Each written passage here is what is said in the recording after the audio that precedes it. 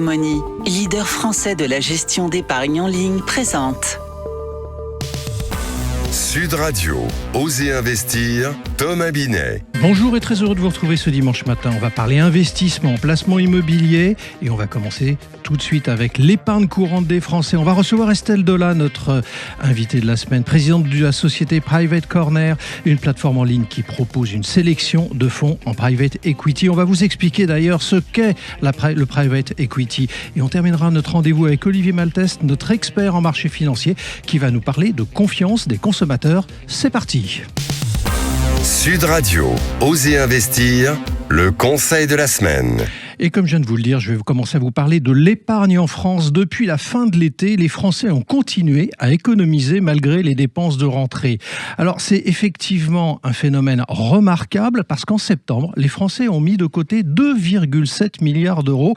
Habituellement, ce mois est marqué par des retraits en raison de dépenses scolaires et des impôts. Mais cette année, on observe une collecte nette 10 fois supérieure à la moyenne des années précédentes. Cela montre que la prudence reste de mise, même avec des frais de rentrée. Alors sans surprise, l'assurance vie a été le grand favori. Elle a atteint un solde positif de 2,5 milliards d'euros, ce qui est un record depuis 2019. À côté de ça, les livrets comme le livret A ou le LDDS, entendez par là livret de développement durable et solidaire, ont été moins attractifs. J'allais même dire seulement avec 210 millions d'euros. Alors on voit que les épargnants semblent préférer des placements plus stables et rémunérateurs à moyen terme. Alors plusieurs éléments peuvent expliquer l'engouement pour l'assurance vie. D'abord, l'absence de réforme majeure sur l'assurance vie a sans doute rassuré les épargnants. Mais par ailleurs, avec des taux bas sur les livrets, l'assurance vie apparaît plus attractive pour ceux qui cherchent à faire fructifier leur épargne sur le long terme sans forcément avoir besoin de liquidités immédiates. Alors la grande question, c'est doit-on s'attendre à la même tendance les prochains mois ? Alors on n'a pas encore les chiffres pour tout vous dire, pour y répondre, mais octobre est habituellement marqué par des retraits, notamment sur les livrets qui n'ont pas fini ce mois d'octobre dans le vert depuis 2012. Alors si l'épargne continue malgré ce contexte, cela pourrait refléter une prudence accrue des Français face à l'incertitude économique. Ce sera donc un véritable test de confiance à suivre dans les prochaines semaines. Haussmann Executive Search, leader du recrutement sur les métiers de la finance et de l'immobilier, présente Sud Radio, Osez investir, l'invité. Nous sommes avec Estelle Dola, présidente de Private Corner, une plateforme en ligne qui propose une sélection de fonds de private equity de premier plan. Bonjour Estelle Dola. Bonjour Thomas Binet. Estelle Dola, on va commencer par la première chose qu'on doit faire quand on parle de private equity, parce qu'il n'est pas sûr que tout le monde connaisse bien la traduction de ce terme. Alors que signifie private equity ? Le private equity, c'est tout simplement le fait d'investir au capital de sociétés non cotées en actions. Après, de manière plus large, oui. Vous avez les actifs cotés et les actifs non cotés. Et dans les actifs non cotés, vous avez donc du capital investissement, si on parle français. C'est ce que j'allais vous dire. C'est le terme en français, c'est la traduction, c'est capital investissement. Oui.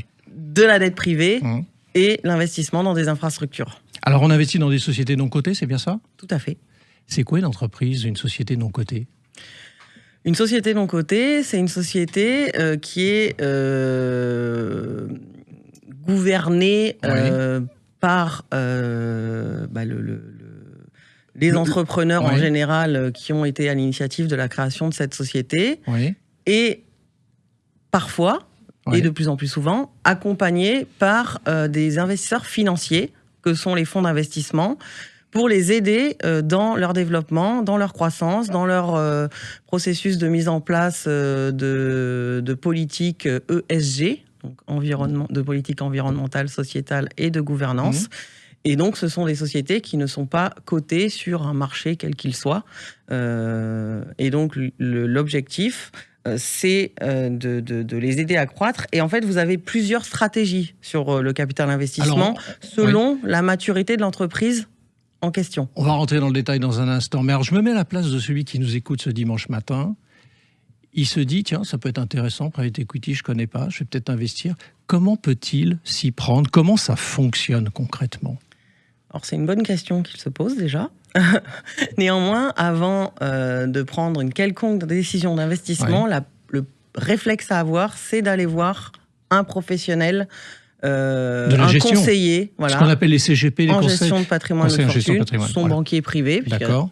Il y a certaines banques privées qui proposent également ce type d'investissement, de manière justement à être bien accompagné, puisque comme on vient de l'évoquer, pas mal d'épargnants aujourd'hui ne savent pas quels sont les tenants et aboutissants de cette classe d'actifs, quelle est la profondeur de marché également de cette classe d'actifs.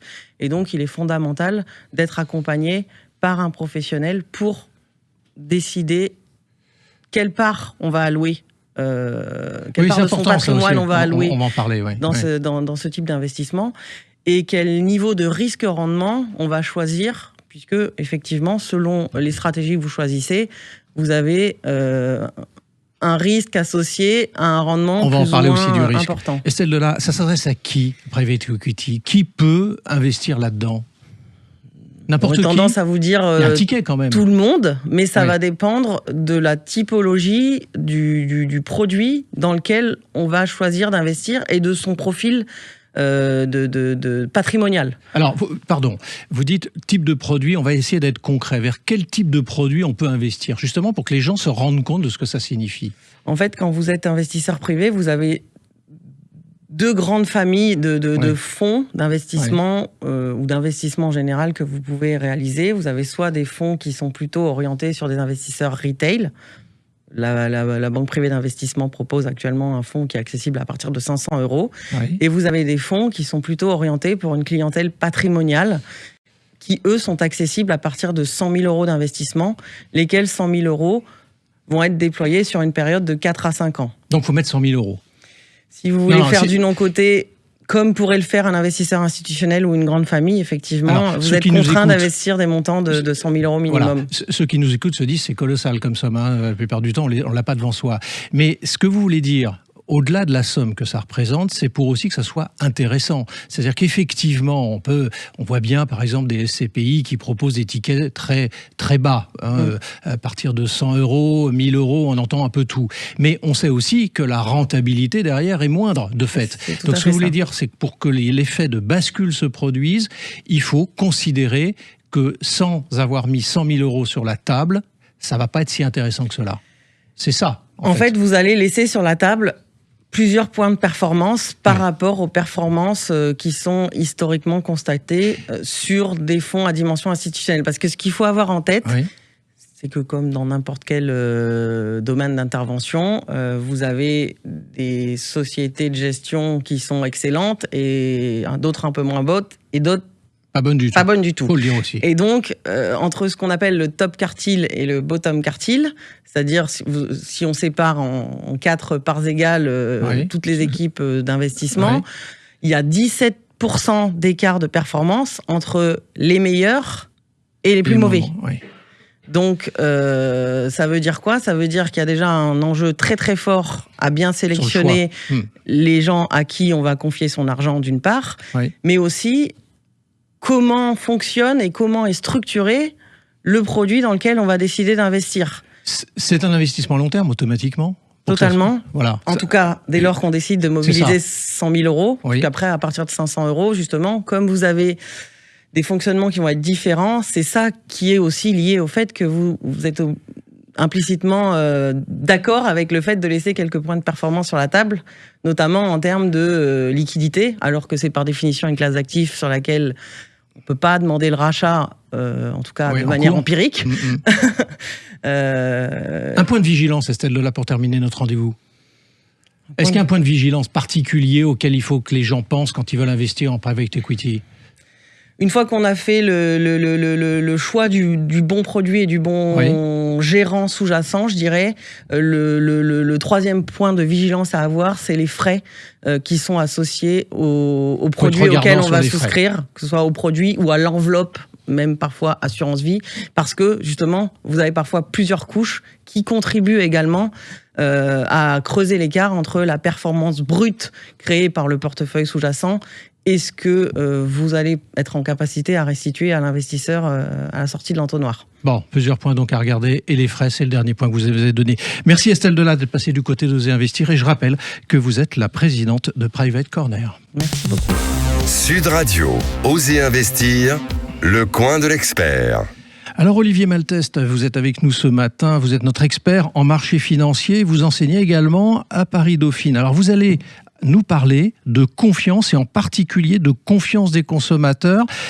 Alors, d'après ce que je sais, ce que je m'en souviens en tout cas de mes études, dans le site Corneille fait dire à Don Fernand, le trop de confiance attire le danger. Est-ce que c'est également le cas sur les marchés, Olivier ? Alors Thomas, ça dépend du sujet en fait. Oui. Si c'est pour vos placements personnels, oui, il convient d'être diversifié, de prendre du risque en fonction de votre horizon d'investissement et ça vous le répétez pratiquement toutes les semaines à vos auditeurs et vous avez raison.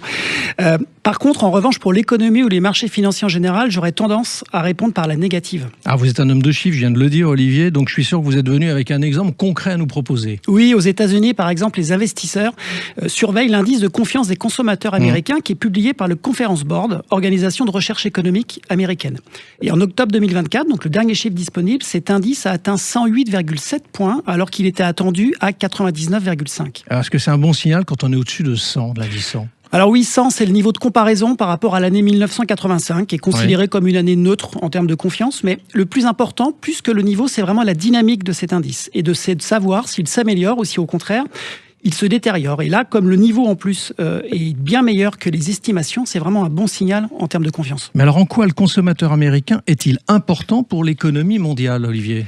On estime que la consommation représente environ 70% du PIB, donc de l'activité économique, de la puissance économique américaine. Et donc, en tant que première puissance économique, les États-Unis vont ensuite avoir un impact sur l'économie mondiale, évidemment, et le taux de chômage va fortement influer sur cette confiance. Et c'est notamment la raison pour laquelle l'emploi fait partie des mandats de la Banque centrale américaine. Merci Olivier, et on vous retrouve une prochaine fois dans Oser Investir. Et moi je vous retrouve dimanche prochain avec grand plaisir et aux côtés de Jean-Marie Bordry. Sud Radio, Oser Investir, Thomas Binet. Avec Yomoni, leader français de la gestion d'épargne en ligne.